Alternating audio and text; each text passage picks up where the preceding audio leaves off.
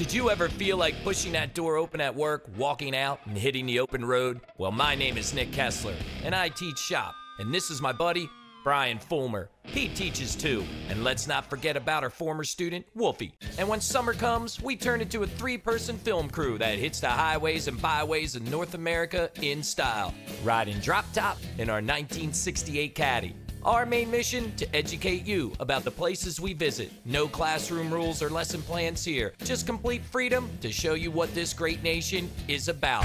This is Road Trip Masters. This week's episode has us driving to Cooperstown, New York. The sky is beautiful and a perfect day to have the top down. Cooperstown is synonymous with baseball, but its history is deep and rich. Founded by Judge William Cooper in 1786, the area was first put on the international map by his son, James Fenimore Cooper, with his Leatherstocking tales. Baseball inventor Abner Doubleday was from Cooperstown, as well as former summertime resident Samuel F.B. Morse, inventor of the telegraph. Today, Cooperstown is cool and hip, and is packed with things to do. From the Baseball Hall of Fame to a world-class opera house, this town has it all.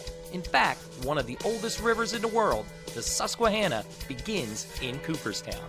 But it was time to check into an iconic landmark, the Otesaga Resort Hotel. Built in 1909, the hotel was the vision of Edward and Stephen Clark and constructed in the federal style of architecture. With its 30-foot columns and gorgeous views, we were just dying to get inside to find out more. When checking in, the rooms, what can you tell us about the rooms? First of all, how many rooms? We have 132 rooms in this property, and every single one is different. Because it's 107 years old, we've renovated numerous times, and we have all the modern conveniences. But size and shapes are different than what you might find in today's more contemporary lodging. You will find a federal period as far as the architecture of the hotel, as well as some of the decor in the rooms. Very comfortable beds, very large rooms. What about eateries or restaurants on the premise here? We have two in the building, our Glimmerglass restaurant, which is more upscale dining, and then we also have the Hawkeye Bar and Grill. That's our more casual, all-day dining restaurant. We also have a lovely hidden gem, our Pro Shop patio. We have a small restaurant there that runs lunch only. Probably the best views of the lake. And one of the unique features we have is our fire bar, which is a very large 22-seat fire bar with fire coming up through glass in the center. But it all overlooks the lake. So it's a great place for an early evening or late evening nightcap. There's a ton of family activities here, correct? Absolutely. A lot of things to do. We have a lovely outdoor swimming pool that's kept heated year-round. Oh, wow. We have a large dock where you can rent rowboats, canoes, paddle boards. You can fish from our dock. There are fishing charters on the lake, so if you want to do some real heavy-duty fishing, we have 5 licensed captains. They'll come pick you up right at our dock. And we're talking a 9.5-mile lake. How deep? 165 feet at its deepest, 1 mile wide. I think another thing to bring up here, Jim. Are we well within walking distance of Cooperstown? Absolutely. We're just about 2 blocks from all of the major attractions on Main Street. Just a few minutes to get to the Hall of Fame. Generally, all of the village is accessible by foot. I would say location, and location. Just outside the village of Cooperstown lies Origins Cafe, a unique, one-of-a-kind restaurant that sources its food from the many local farms in the area, as well as the gardens that exist on the restaurant's grounds. That's where Brian caught up with Dana and Kristen in their food truck, which is the epicenter that powers Origins Cafe. What do you guys have for us? Gazpacho. So we are making a chilled cucumber and tomato soup. This is an item that we feature on our menu throughout the summer months. We are currently using shallots that are from a local farm, homegrown tomatoes, cucumbers. Basically, it's just a lot of dicing in this dish. You chop up all the fresh vegetables. After we finish chopping, we're gonna go to our basil house to harvest some basil, and that will be the final touch on the gazpacho. Okay. There was a lot of chopping to prepare this wonderful summertime soup. Origins Cafe literally is farm to table. Every ingredient used is grown in their greenhouses or purchased from local farmers. Even during our interview, one of the locals showed up to drop off some meat. No, you're good. One of our farmers is here to drop off some sausage. Yeah. Yeah, no, it's great. Thank you so much. Really appreciate it. So we just got in some nice looking sausage from this woman at Mulligan Creek Acres. So This is some breakfast sausage that we'll be using on our menu for the Sunday brunch. These ladies really practice what they preach. It was at this point when we decided to go and visit the gardens because we needed some fresh basil, homegrown, right on premise. So we are in a whole hoop house full of basil. During the winter months, after we returned from our travels, February, March, and April, we spent time starting a lot of different herb and veggie seeds, as well as a lot of the flowers that we grow. Every day we come out and harvest for different dishes. This is for the gazpacho that we were just making, so we'll julienne some up and throw it into that bowl. So back to the kitchen, where Dana mixed shallots, tomatoes, and cucumbers, then added that beautiful aromatic basil. All right, so what do you have? Garlic? Fresh garlic? Yep, garlic from one of our great friends' farms. She grows thousands of garlic plants every year and brings a lot to us. It was time to make the broth. Fresh tomatoes, apple cider vinegar, and olive oil. Blend it into a puree and add it into the fresh vegetables with a little salt. This masterpiece would not be complete without fresh squeezed lemons from the greenhouse. And voila, gazpacho, with 90% of the ingredients grown on site. Instead of farm to table, I'm calling this one greenhouse to table. All right, sir, your gazpacho. All right. Tell you what, our first date. Oh, here we are. You really get a chance when you sit down and relax. Really gives you a time to appreciate all the beautiful vegetation that you have here. Certainly does. Surrounding us right now, we have a papaya tree, we have avocados, coffee. It's really a lot to explore here. Oh, it's a great place. Great place to engage in good conversation and good food. Enjoy. Coming up next on Road Trip Masters, Brian and I set out on the Cooperstown Beverage Trail, then visit a farmer's museum that is literally hands-on. And later, I grace the legendary links they call Leatherstocking.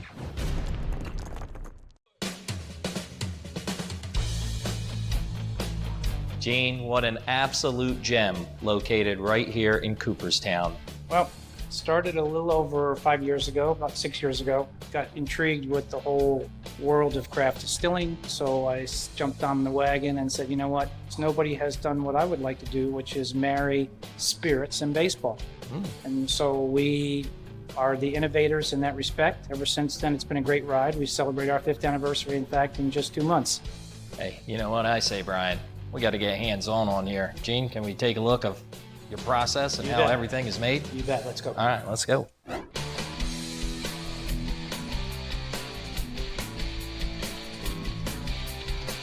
We got a big tank here. It smells pretty good. It actually does, buddy. So, comes out of the pot, mash tun, goes into a fermentation tank. This is what's called a cap, what's on top. That's the grains that rise from the CO2. So that's like that cracked corn I was just holding, right? Exactly. And actually, if you punch this down, and we do have a puncher, but you can see that It's real soft. it's real soft and it's hot. So that cap is going to sink right to the bottom of this Correct. tank. It's sort of like porridge, oatmeal.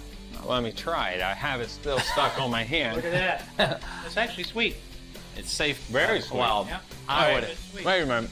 Is this safe to eat? I was just going to ask that. You stuck your finger right in your It's mouth. safe to eat. I don't know why we were all stupid enough to put our hands on it.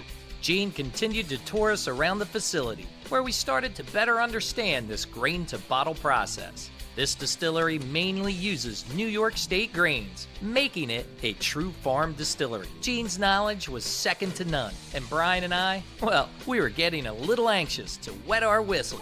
And that's when Gene introduced us to a baseball-themed whiskey created from the love of the game. Well, this is sort of what established us from the starting gate. We're in our 100,000th bottle.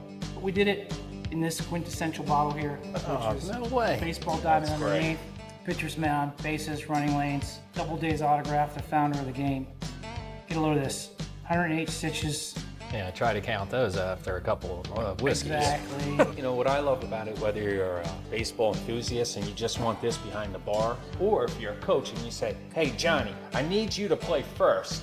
Need you to play second. Johnny, you missed that ball. Boom, boom, boom. You don't need a dry erase board with No. Cooperstown Distillery really hit it out of the park. But there's one thing that we learned from all of our travels. If there's a distillery in town, then there must be a brewery nearby. And sure enough, we stumbled across the Cooperstown Brewing Company. Founded in 1995 and located just outside of city limits, this brewery celebrates America's favorite pastime by combining the love of baseball with the passion of crafting beer. That's when Brian and I decided to see if we could go 2 for 2 on the Cooperstown Beverage Trail. Hey, how you doing? All right. Somebody call ahead here, Brian? Yes, we did. I think I knew you were coming. All right, Lauren, what do you got for us here? So we have our tasting.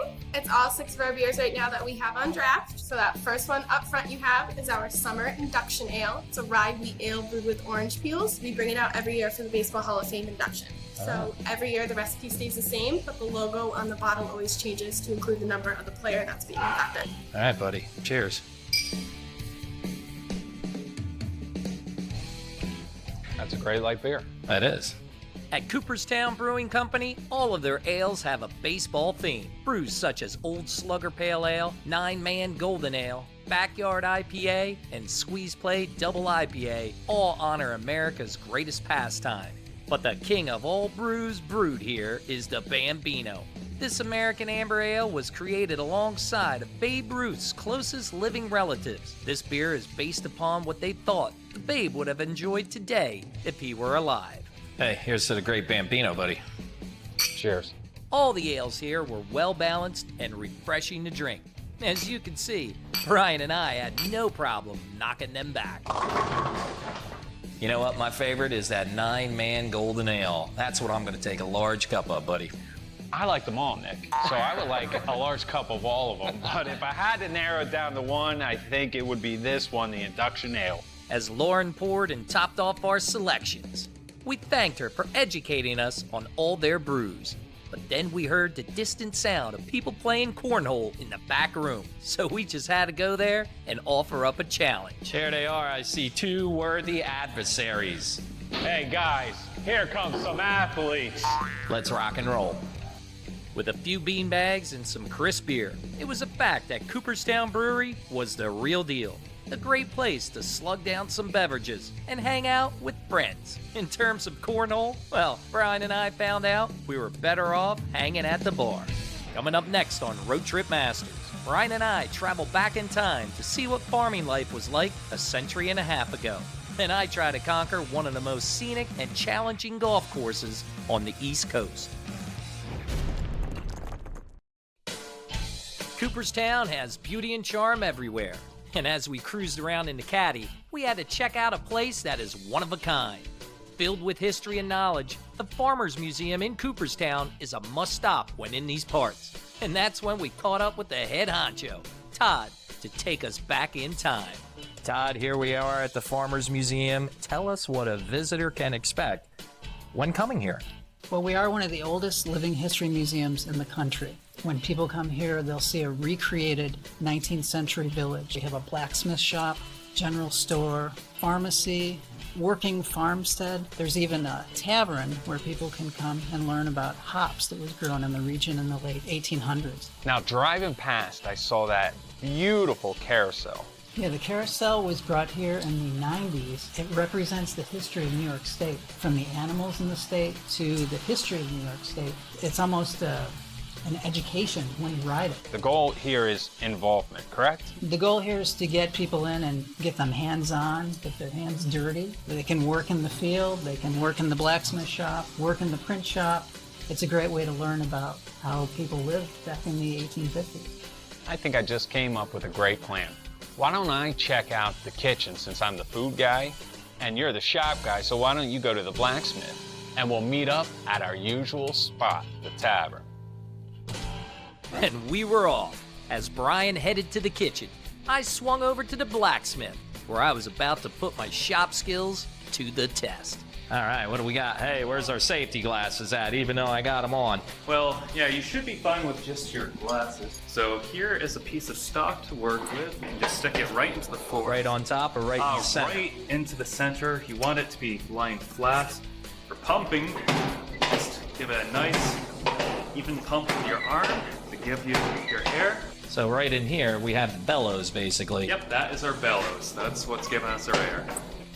I'll take it out, put it onto our anvil, and we're going to work two sides of it, because really, we have two planes we're working with, the face of the hammer and the face of the anvil. So you should only really have to work on two ends of it. If you want to heat that back up and try it for yourself. Yeah, that should be a good start now. All right, bring it Take right that over. out.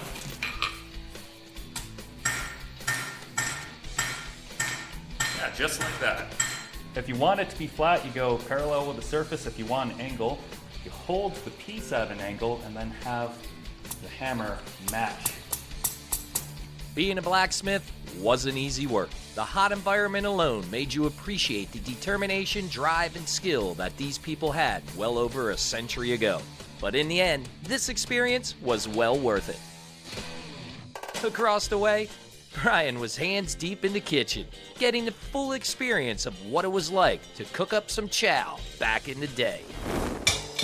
Just put it right in. Roll them right in, please. Nervous. Good job. So right over the fire it hangs Exactly, with a little butter. exactly. And if you notice, a lot of S-hooks were just cooking pots. And with all of your pots have legs, take ash, hot coals, put them on the floor of the hearth. This whole area will be a cooking surface for us as well. What do you think? Do you need a little bit of butter in there? I think I do. Okay. Are you doing that? Yeah, I can. Oh, I don't know. Yeah. You're doing such a good job. Hey, butter makes it better. It does. See what you think.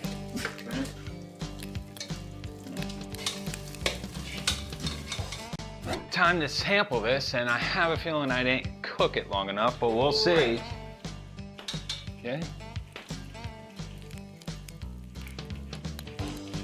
They aren't that bad. See? Hey, thanks again for having us. Hey, thanks for letting me on to some of your secret cooking tips. Yeah, don't pass it on. The Farmers Museum here in Cooperstown was a true blast. A place offering an educational experience through hands-on activities. Unfortunately, for Brian and I, the tavern was closed. But this museum had enough exhibits to keep us occupied. Next on RTM, I finally get my chance to tackle the legendary 18th hole at the Leatherstocking Golf Course. As our Cooperstown experience came to a close, there was just one thing left to do: play the picturesque 18th hole at the Leatherstocking Golf Course. That's where I caught up with Dan, the manager that oversees these legendary links. First of all, how did it get its name? Well, back in the old days, the settlers used to have to wear leather stockings because of the underbrush and everything. And you're right on the lake here. How many holes? It's an 18-hole golf course. Right on the lake, there's 3 holes right on the lake, but the lake is visible from all 18 holes. Oh, wow. So every hole that you play, you have a view of the lake? Yes. How long's it been here? It was originally built as 9 holes back in 1909, and then it was transformed into 18 holes in 1919. All right. I guess I'm going to go out and play one of these holes. Let's go play a couple. Dan and I loaded up our clubs. I couldn't help but notice how calm and peaceful our surroundings were, but that feeling started to go away as we approached our tee box. To be successful on this hole, I knew I had to clear the body of water that lay in front of me. There we go. Let's see what happens. Vintage Taylor burner bubble.